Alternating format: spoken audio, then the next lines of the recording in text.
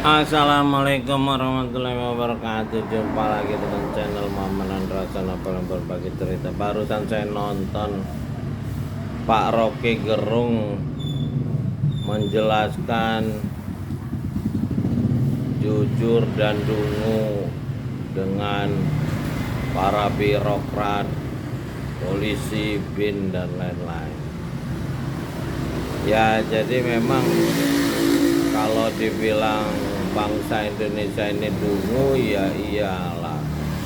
Dengan alam yang begini kaya, kok kita bisa terjajah 300 tahun oleh bangsa asing, padahal kita dulu merajai dunia pada milenium pertama dan awal kebudayaan dunia.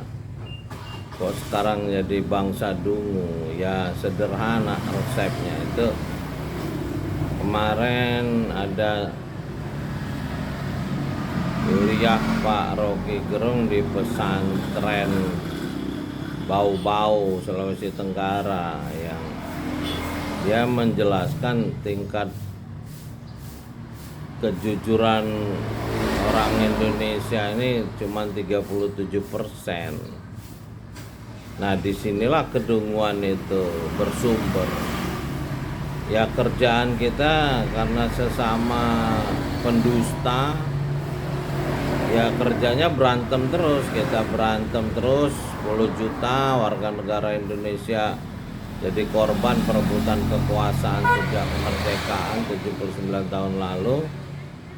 Terus yang ngambil hasilnya orang asing, Amerika dengan Freeport, nikel, Newmont, dengan Cina kita jual 30 dolar, dia harga di sana 80 dolar, ya itu dungu namanya. Sampai Pak ekonom Faisal Basri harus terbunuh itu gara-gara menjelaskan kedunguan ini. Terus kita alam yang kaya ini bisa punya utang 17.000 triliun, kan dungu. Orang yang nggak punya apa-apa bisa bangun kayak Singapura, nggak punya daratan, bisa bangun pelabuhan terbesar di dunia. Lah kita yang punya apa-apa cuma bisa jual pasir, sedimen kata Pak Jokowi. Sedimen itu kalau diolah mahal, itu jadi material yang sangat mahal. Ya kalau dijual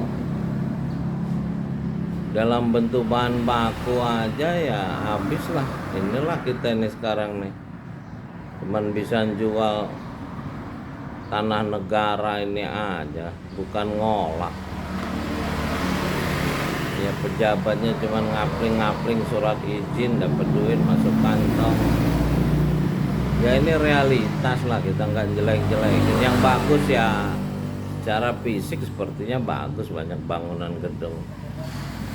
Tapi kalau dia dibangun dari utang seperti menjelang reformasi dulu, ya itu mah bangkainya aja gedung-gedung ini, isinya mah nggak ada. Banyak cerita rumah orang kaya kosong, kayak rumah Jupe itu udah 7 tahun kosong. Jadi ya kalau memang kita nggak mau dungu, ya bangsa ini harus merevolusi, jujur, harus berubah menjadi orang jujur, baru kita diberkahi Tuhan, bisa mengolah alam. Ini kalau udah nggak jujur berarti dungu, nggak diberkahi Tuhan, nggak dapat petunjuk loh otaknya itu. Jadi nggak menyentuh kita petunjuk manusia itu, karena kita belum dibersihkan dari sifat-sifat tercela, pembohong, sifat-sifat dajjal itu. Ya mudah-mudahan kita bisa memperbaiki diri, lingkungan, masyarakat, bangsa dan dunia. Mudah-mudahan kita bisa ikro bismillahirrahmanirrahim, khalaqal insan min alaq, ikro warabukal akram, ala jalamal bil qalam, alamal insan malam ya'lam. Kalau kita diberi kekuatan nolong, Rabbi adil liman khala sedikit wa basira. Mudah-mudahan kita bisa menjadi manusia yang jujur sehingga kita bisa menyentuh kitab Alif Lam Mim Zalikal Kitabul La Raiba Fihi Hudalil Muttaqin. Lalu kita bisa mendapat furqan dan bisa berlindung pada Rabb. A'udzubirobbin nas, malikin nas, ilahin nas. Demikian salam dari Muhammad Andrason Napoleon berbagi cerita dari Menara Langit. Salamun qaulam min Rabbir Rahim. Assalamualaikum warahmatullahi wabarakatuh. Alhamdulillahirabbil alamin.